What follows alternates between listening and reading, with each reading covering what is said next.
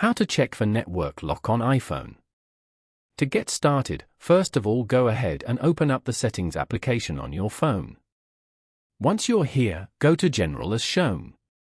From here, you can manage your overall setup and preferences for iPhone, such as software updates, device language, CarPlay, AirDrop, and more. Then, tap on About. This section provides details about your device, including the iOS version, model name, model number, serial number, and more. You can also view the total number of songs, videos, photos, applications on your phone as well as the total and available capacity. Here, scroll down and go to Network Provider Lock as shown. As you can see, there is currently no SIM restrictions. Following these steps, you can easily check for network lock on iPhone. Thank you for watching.